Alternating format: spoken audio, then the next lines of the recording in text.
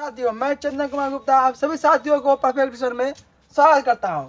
आप सभी साथियों के लिए 10th क्लास की फिजिक्स की पहली चैप्टर प्रकाश का परावर्तन का यह तीसरा लेक्चर होने जा रहा है। चलिए इस चैप्टर में, इस लेक्चर में हम लोग सीखेंगे कि प्रतिबिंब क्या है, प्रतिबिंब कितने प्रकार के होते हैं, वो कितने प्रकार के होते हैं, उसमें क्या अंतर होती है, उस बारे में देखेंगे। चलिए पहले हम इसका परिभाषा लिख देते हैं। आप मेरे साथ नोट कीजिए, प्रतिबिंब किसे कहते हैं, इमेज क्या होती है। लिए किसी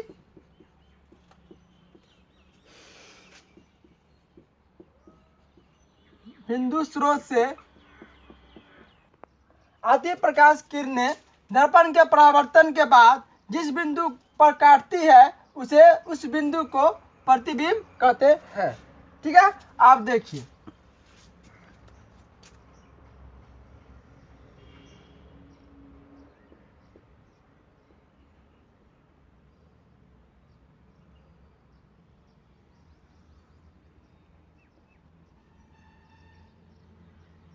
यह कोई दर्पण है। ठीक है, इस दर्पण में क्या, किसी बिंदु स्रोत से, यहाँ पे एक बिंदु ले लेते हैं। ठीक है, तो किसी बिंदु स्रोत से, ये बिंदु स्रोत ले लेते हैं, इस बिंदु स्रोत से प्रकाश की किरण आई, यानी क्या, किसी बिंदु स्रोत से आती प्रकाश की किरण, किसी बिंदु स्रोत से आती प्रकाश की किरण दर्पण के परावर्तन के बाद, ये दर्पण है, इससे परावर्तन हो गया।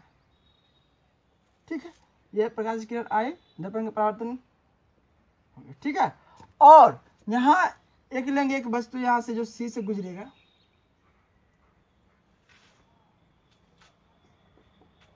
ये यहाँ पर जो काटी, इसी बिंदु को हम लोग बोलेंगे इस वस्तु का प्रतिबिंब। यह किसी बिंदु स्रोत से आती प्रकाश की किरण दर्पण के परावर्तन के बाद जिस बिंदु पर काटती है उस बिंदु को प्रतिबिंब कहते हैं। ठीक है, ये अब इस प्रकार का जो प्रतिबिंब बनेगा, जो काटती हुई बनेगा, ये प्रतिबिंब जो बनेगा ये वास्तविक प्रतिबिंब बनेगा।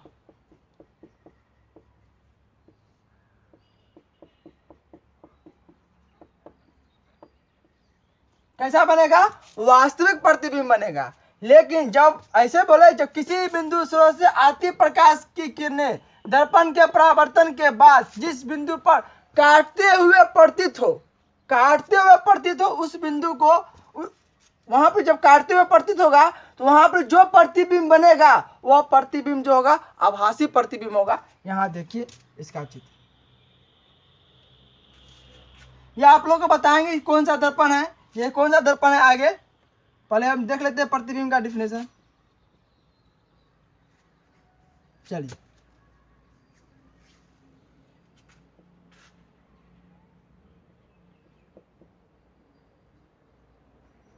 यहां से कोई बिंदु स्रोत है, यहां से किरण क्या हुई, दर्पण से परावर्तन। देखिए ये जो भाग है, जो इस तरह से हम किए हुए हैं, ये भाग रज्जित किया हुआ है। हम लोग जब भी वस्तु को रखेंगे उस तरफ रखेंगे जिधर से रज्जित नहीं किया गया हो, जिधर से पॉलिश नहीं किया गया। ये सब भाग क्या है, पॉलिश किया गया हो, इधर का हम नहीं रखेंगे, जिधर से पॉलिश नहीं है उधर ही वस्तु रखते हैं। इधर का पॉलिश नहीं तो वस्तु को जब भी रखेंगे इधर ही रखेंगे, ना कि वस्तु को इधर रखेंगे। बात समझ में आई ना, वस्तु को जिधर रखेंगे जिधर से पॉलिश नहीं है। आप लोग आईना देखते हैं घर पर, दर्पण जो देखते हैं, दर्पण में किधर देखते हैं अपना चेहरा को, जिधर से पेंट किया गया उधर से नहीं देखते हैं, जिधर से देखते हैं, जिधर शीशा होती है उधर से देखते हैं। देखिए यहाँ किसी बिंदु स्रोत से आती प्रकाश की किरण,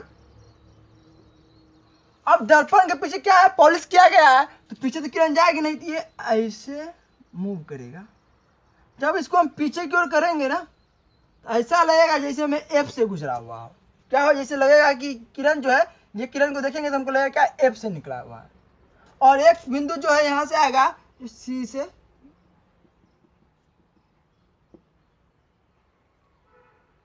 कहा यहाँ मिलेगा। ये वस्तु से दो किरण निकली, जैसे जैसे यहाँ पे वस्तु था एक सी से गुजरा था। ठीक है, यहाँ पे एक वस्तु है, यहाँ से एक सीधे गुजरा, समांतर, मुख अक्ष समांतर, और परावर्तन हुआ, एक सी से गुजरा तो यहाँ पर बना। यहाँ पर कोई कटता नहीं है, सही में हम देखते हैं क्या, ऐसे बढ़ाएंगे तो कटेगा। ये जो कटते हुए प्रतीत होता है, तो इस प्रकार का जो प्रतिबिंब बनता है उसे आभासी प्रतिबिंब बोलते हैं। इस प्रकार का जो प्रतिबिंब बनता है उसको क्या बोलते हैं, आभासी प्रतिबिंब कहते हैं।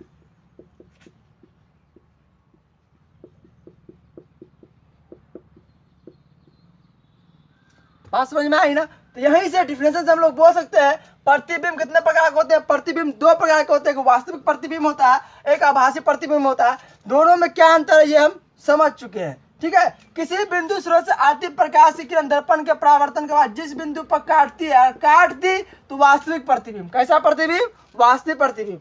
अगर इसमें थोड़ा सा इसमें इमेजिनरी इसका आभासी प्रतिबिंब का परिभाषा देना तो बोलेंगे जिस बिंदु पर काटती हुई प्रतीत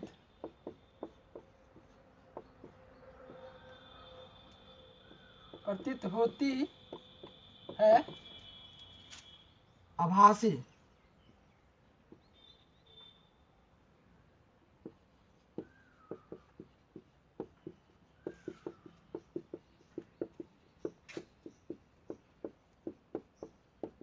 बात समझ में आया ना कि अगर प्रतिबिंब के अगर आपको प्रतिबिंब का डिफिनेशन देना होगा तो बोलना होगा किसी बिंदु स्रोत से आती प्रकाश की किरण दर्पण के परावर्तन के बाद जिस बिंदु पर काटती है या काटती हुई प्रतीत होती है तो उस बिंदु को हम लोग बोलते हैं प्रतिबिंब। लेकिन वास्तविक में बोलना होगा तो बोलना होगा किसी बिंदु स्रोत से आती प्रकाश की किरण दर्पण के परावर्तन के बाद जिस बिंदु पर काटती है, काट दी तो वास्तविक काटती हुई प्रतीत हुई तो हो जाएगा आभासी। ओके, चलिए हम समझ लीजिए गए आभासी प्रतिबिंब क्या होता है, वास्तविक प्रतिबिंब भी क्या होता है। इस दोनों प्रतिबिंब में क्या अंतर होती है वो अंतर को हम लोग समझते हैं। वास्तविक प्रतिबिंब क्या होती है, आभासी प्रतिबिंब क्या होती है। तो वास्तविक प्रतिबिंब आभासी प्रतिबिंब में क्या अंतर है ये देखेंगे। आभासी प्रतिबिंब को हम लोग काल्पनिक प्रतिबिंब के भी नाम से जानते हैं, इसलिए बगल में आपको याद है काल्पनिक प्रतिबिंब लिख दिया गया है। देखिए वास्तविक प्रतिबिंब पहला अंतर देखेंगे तो पहला दोनों का अंतर का हम पहला अंतर लिख रहे हैं तो दोनों का परिभाषा लिख सकते हैं, ठीक है। वास्तविक प्रतिबिंब का परिभाषा और आभासी प्रतिबिंब का परिभाषा लिख देंगे। तो हम ये पहला पॉइंट आप लोग को नहीं लिखते हैं। दूसरा पॉइंट देखते हैं। वास्तविक प्रतिबिंब जो होता है वो सीधा प्रतिबिंब होता है।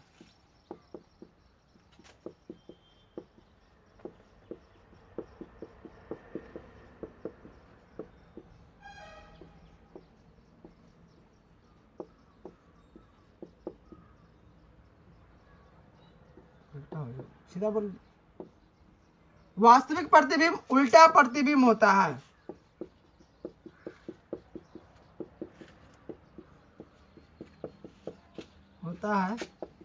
और आभासी प्रतिबिंब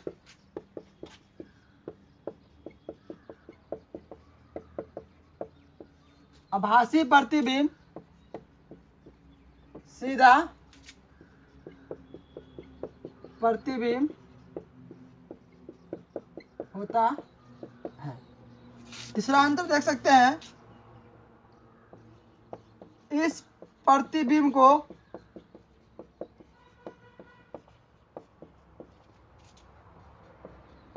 पर्दे पर प्राप्त किया जा सकता है। इस प्रतिबिंब को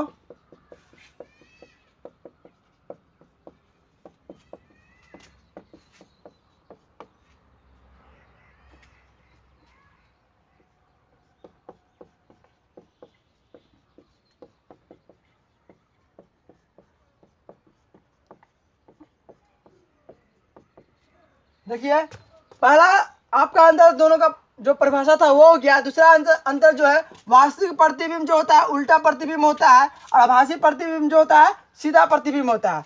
इस प्रतिबिंब को पर्दे पर प्राप्त किया जा सकता है और इस प्रतिबिंब को क्या है पर्दे पर प्राप्त नहीं किया जा सकता है, ठीक है। उसके बाद प्रतिबिंब हो गया। हम लोग अब देखते हैं कि दर्पण क्या होती है, ठीक है। दर्पण कितने प्रकार की होती है उनके बारे में जिक्र करते हैं।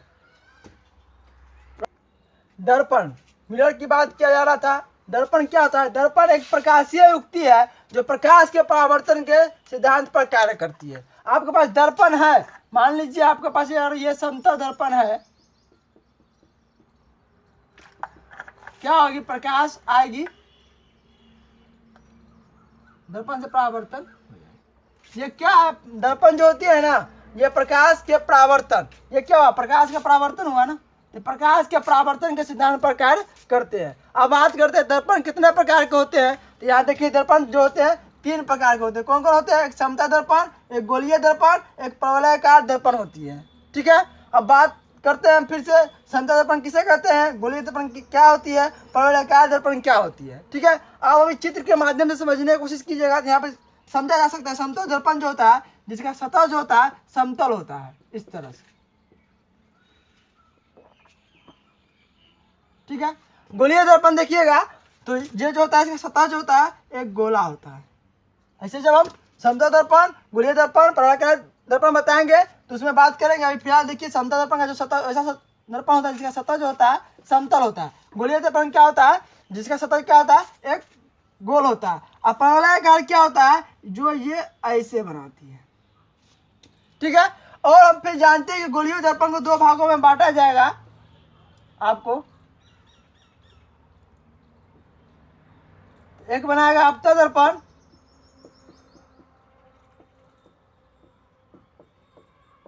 एक बनाएगा उत्तल दर्पण।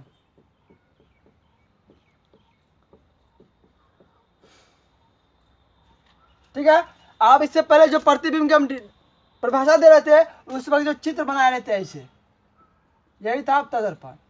ऐसे बनाए थे, ये था उत्तल दर्पण। ठीक है, तो आप नोट कीजिए।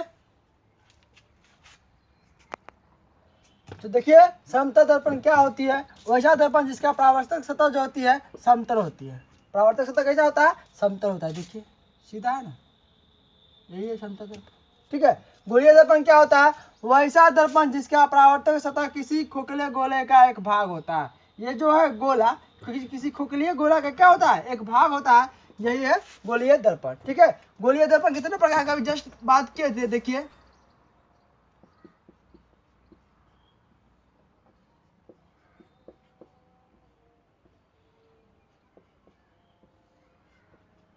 देखिए तो अपतल दर्पण,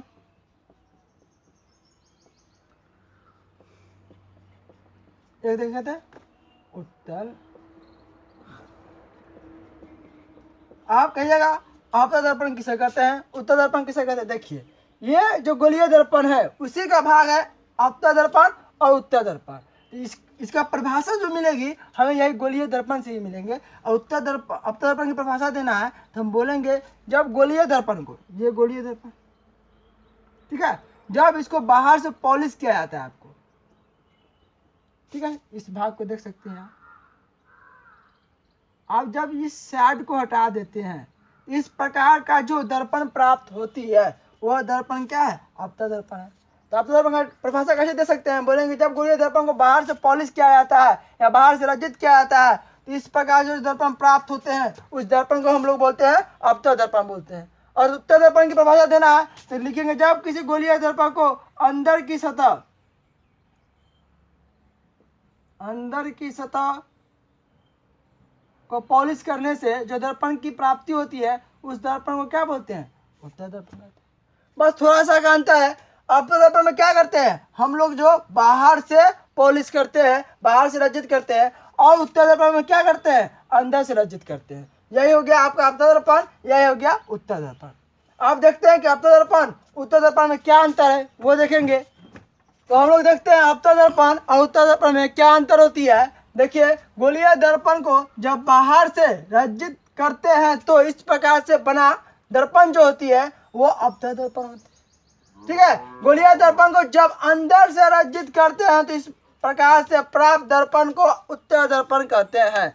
जब आप गोलीय दर्पण है इसको आप अंदर से रंजित करिए तो इस प्रकार से जो दर्पण प्राप्त हुआ वो क्या हुआ, उत्तल दर्पण हुआ। जब यह गोलीय दर्पण था, आप जब अंदर से रंजित किए, बाहर से रंजित किए, तो इस प्रकार से जो प्राप्त दर्पण हुआ यह दर्पण को अपतल दर्पण बोलते हैं। ठीक है, यह आपका पहला अंतर हो गया। दूसरा अंतर देखिए कि इसका फोकस दूरी और वक्रता त्रिज्या जो होती है क्या होती है, ऋणात्मक होती है। आपको यह भी बताया जाएगा कि यह ऋणात्मक क्यों होती है, किस आधार बेसिस पर हम लोग बोलते हैं कि अपतल दर्पण का फोकस दूरी जो होती है या वक्रता त्रिज्या जो होती है ऋणात्मक क्यों होती है। ठीक है, अगला इसका देखिए अंतर, इसका फोकस दूरी और वक्रता त्रिज्या जो होती है धनात्मक होती है। ठीक है, अगला अंतर देखिए, अपतल दर्पण में वास्तविक और आभासी दोनों प्रकार का प्रतिबिंब बनता है, जबकि उत्तल दर्पण में सिर्फ आभासी प्रतिबिंब ही बनती है। ठीक है, तो इसको आप नोट कीजिए।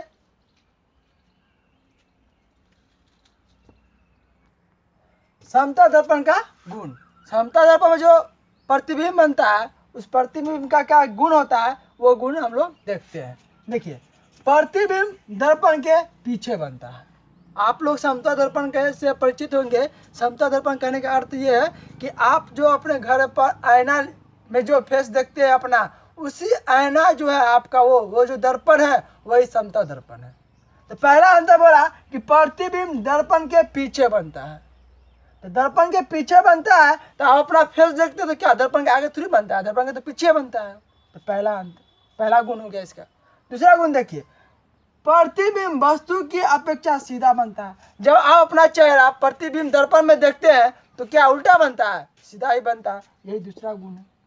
तीसरा गुण देखिए, प्रतिबिंब वस्तु के आकार के बराबर का होता है।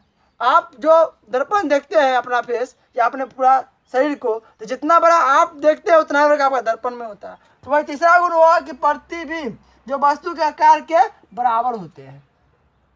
चौथा गुण देखिए, प्रतिबिंब दर्पण से उतना ही पीछे बनता है जितना कि वस्तु दर्पण से आगे होता है। आप देखिएगा दर्पण में जब अपना चेहरा देखते होंगे और दर्पण आपके पास है तो उस दर्पण में बना प्रतिबिंब आपका इमेज भी वो पास होगा। आप जैसे जैसे दर्पण से पीछे जाइएगा ऐसा प्रतीत होगा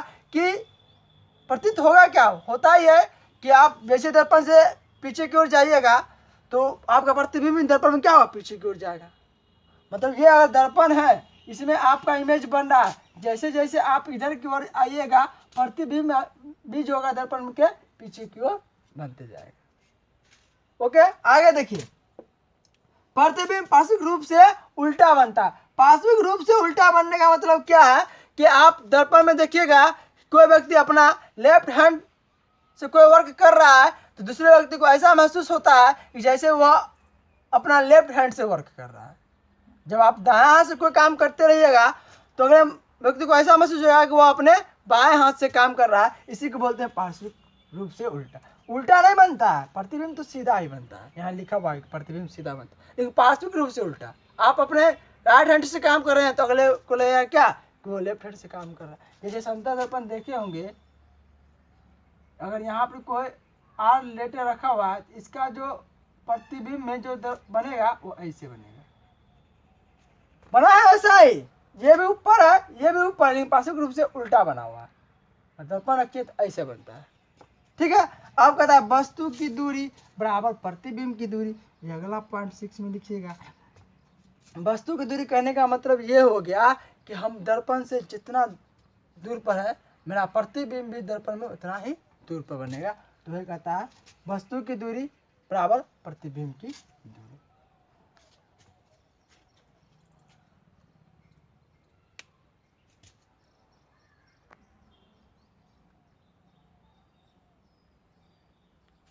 आप लोग को यह वीडियो अच्छा लगा है तो लाइक करें, शेयर करें, सब्सक्राइब करें। Thank you watching for video.